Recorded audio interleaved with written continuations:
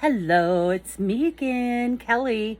So we're going to do another sneak peek. I decided that I liked it, and I don't know if you liked it. Nobody said anything, but read a few chapters of another book. And so this time I'm actually going to be reading the latest installment by Stephanie Garber.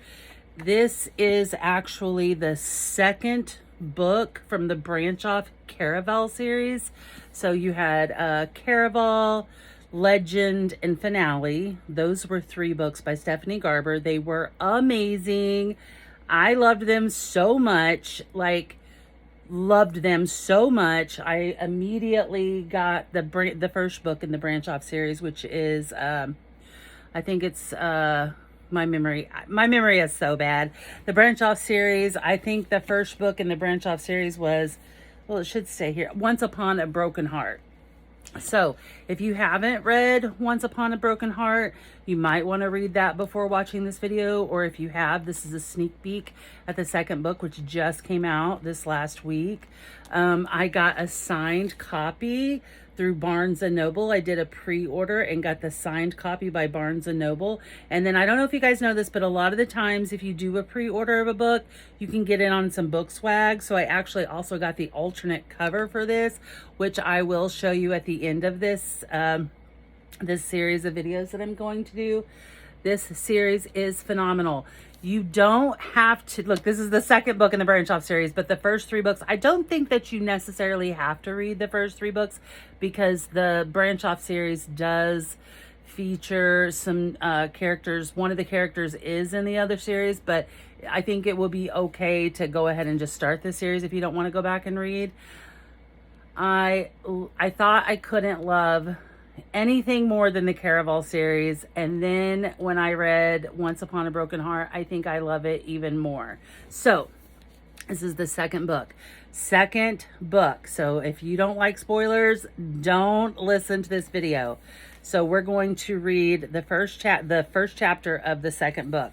This is called The Ballad of Never After by Stephanie Garber.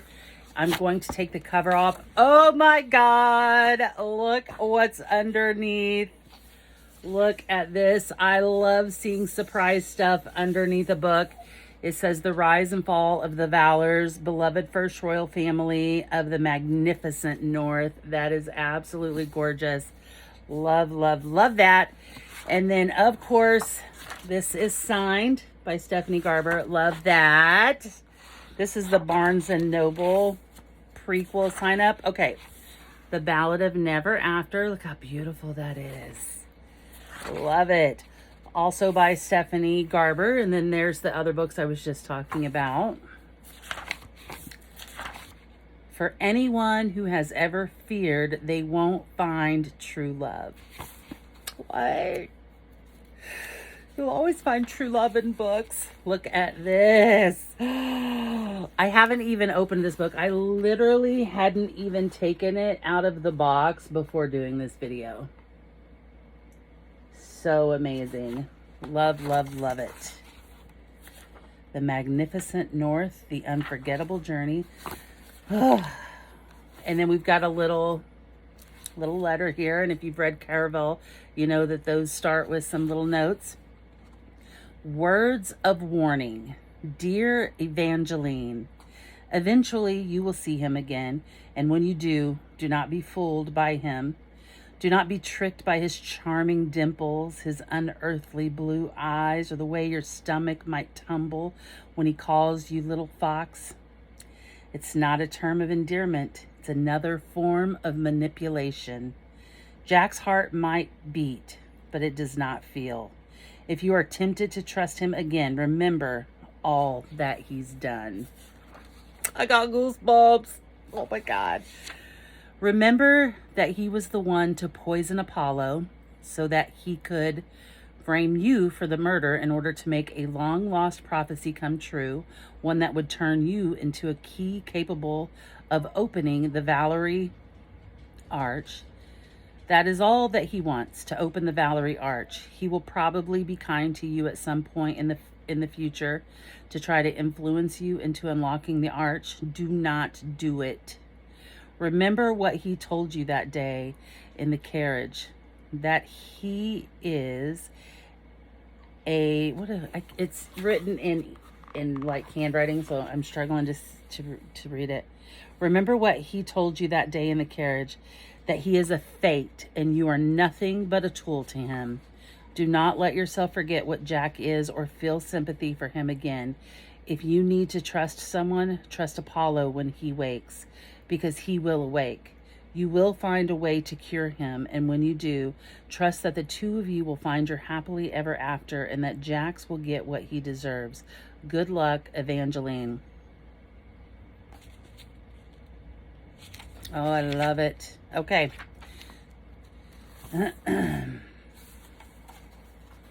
Let's see. So these are just words of warning. She finished writing the letter to herself with a deep breath, and then she sealed the note with a thick dollop of golden wax and wrote the words, "In case you forget what the Prince of Hearts has done and you're tempted to trust him again." It had only been a day since she learned of Jack's most recent betrayal, poisoning her new husband, Apollo, on the night of their wedding. The duplicity of it all still felt so raw. It seemed impossible to Evangeline that she might ever trust Jax again. But Evangeline knew that her heart longed to hope for the best.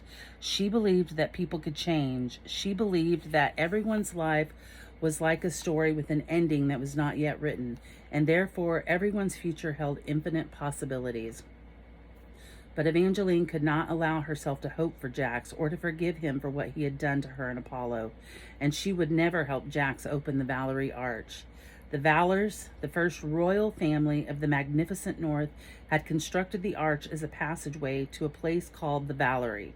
No one knew what the Valerie contained, since the stories of the North couldn't be fully trusted, thanks to the story's curse that had been placed on them. Some tales couldn't be written down without bursting into flames, others couldn't leave the North, and many changed every time they were told, becoming less reliable with every retelling. In the case of the Valerie, there were two conflicting accounts. One said the Valerie was a treasure chest that held the Valor's greatest magical gifts. The other claimed that the Valerie was an enchanted prison that locked away all manner of magic beings, including an abomination of the Valors that the Valors had created. Evangeline didn't know which accounts she believed, but she had no plans to allow Jax to get his hands on either magical gifts or magical monsters. The Prince of Hearts was already dangerous enough, and she was furious with him.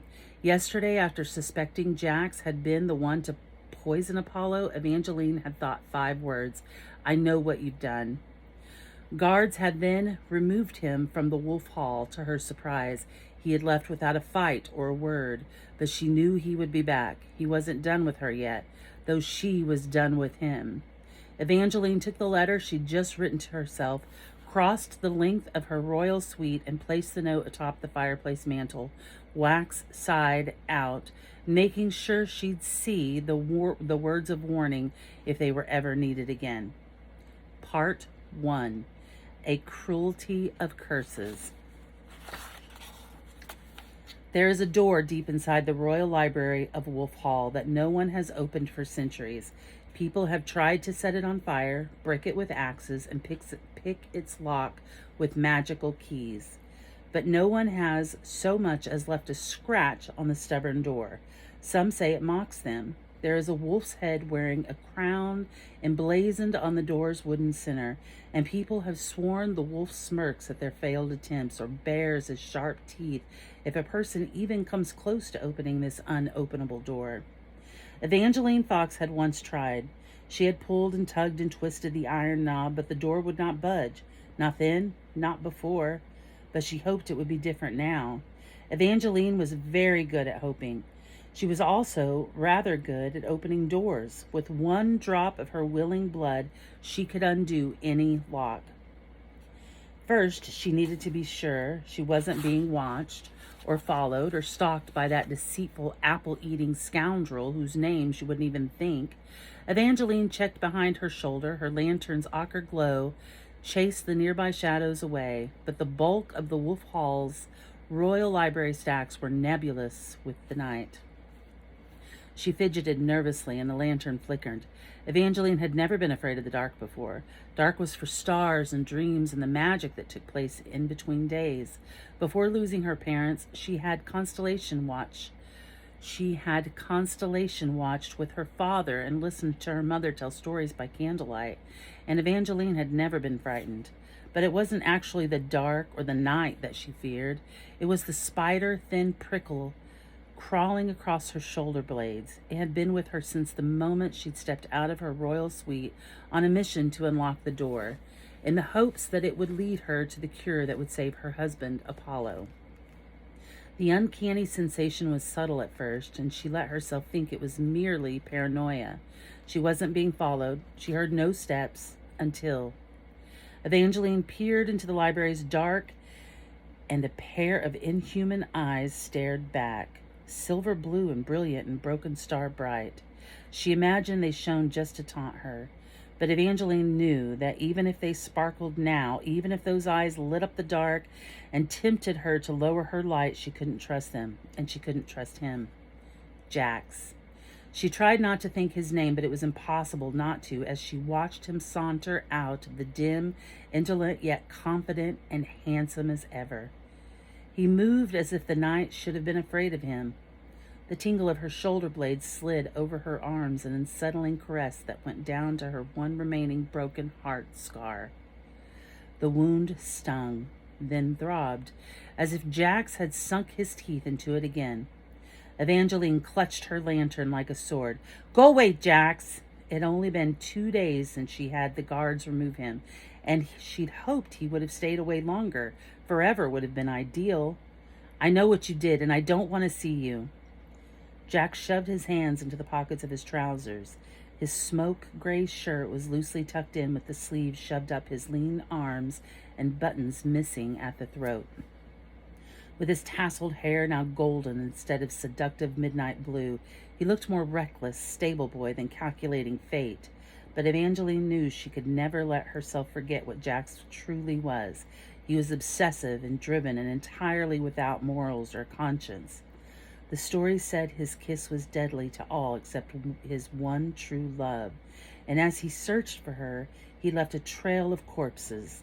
Evangeline had once been naive enough to believe that meant the Prince of Hearts understood heartbreak because his heart had broken over and over as he looked for true love. But now it was crystal clear. He was the one who did the breaking because he didn't know how to love. Jax spoke softly. "I understand you're upset." "If," Evangeline cut in, "you poisoned my husband." Jax lifted his shoulders in a shrug. "I didn't kill him." "That's not something you earn points for," she fought to keep her voice from cracking. Until then, Evangeline hadn't realized that part of her still held on to a sliver of hope that Jax was innocent. But he wasn't even trying to deny it. He didn't care that Apollo was little more than a corpse, just as he hadn't cared when Evangeline had been turned to stone. "You need to stop holding me to human standards," Jack drawled. "I'm a fate. That's exactly why I don't want to see you. Since I met you, my first love was turned to stone. I was turned to stone, and then I was turned into a fugitive. Multiple people have tried to murder me, and you poisoned my husband." "You already said that one." Evangeline glowered. Jack sighed and leaned against a nearby bookshelf as her feelings were the emotional equivalent of a sneeze, something to be gotten over quickly or avoided simply by stepping out of the way. "I'm not going to apologize for being what I am, and you're conveniently forgetting that before we met, you were a sad orphan with a broken heart and a wicked stepsister. After I stepped in, you became the sweetheart savior of Valinda, married a prince, and became a princess. Those things only happened because they served your twisted interests." Evangeline seethed. Everything he'd done for her was just so that he could use her to open the Valerie Arch. "Children treat their toys better than you've treated me." Jax narrowed his eyes. "Then why didn't you stab me, little fox, the other night in the crypt? I threw you a dagger. I was close enough for you to use it." His gaze sparked with fresh amusement as it lowered to her neck. to the exact place his mouth had lingered 3 nights ago. She blushed at the unwanted memory of his teeth and tongue on her skin. He'd been infected with vampire venom, and she'd been infected with stupidity. She stayed with him that night to keep him occupied so he wouldn't feed on human blood and become a vampire himself. He hadn't, but he'd fed on her sympathy instead. Jax had told her the story of the girl who'd made his heart beat again, Princess Donatella. She was supposed to be his one true love, but instead of filling that role, Princess Donatella had chosen another and stabbed Jax in the chest. After hearing the story, Evangeline had started to see Jax as the sympathetic Prince of Hearts that she had first gone to for help. But Jax was all broken without any heart, and she needed to stop hoping that he could be more. I made a mistake that night in the crypt. Evangeline banished the blush from her cheeks and looked straight into Jack's inhumane eyes. But give me another chance and I won't hesitate to stab you. He smirked, flashing dimples he didn't deserve. I'm almost tempted to test that claim, but you'll have to do more than wound me if you wish to get rid of me. Jax pulled an intensely white apple from his pocket and started tossing it. If you really want me out of your life forever, help me find the missing stones and open the Valerie Arch, and then I promise you'll never see me again. As much as I'd love that, I'm never opening that arch for you. What about for Apollo? Evangeline felt a sharp stab of pain for the prince and another flare of anger for Jax. Don't you dare say his name. Jax grinned wider, looking oddly pleased by her anger. If you agree to help me, I'll wake him from his suspended state. If you actually believe I'll do that, you're delusional. Her first bargain with Jax was the start of this entire mess. There would be no more deals with him, no more partnerships, no more anything. I don't need you to save Apollo. I found another way. Evangeline lifted her chin toward the sealed library door.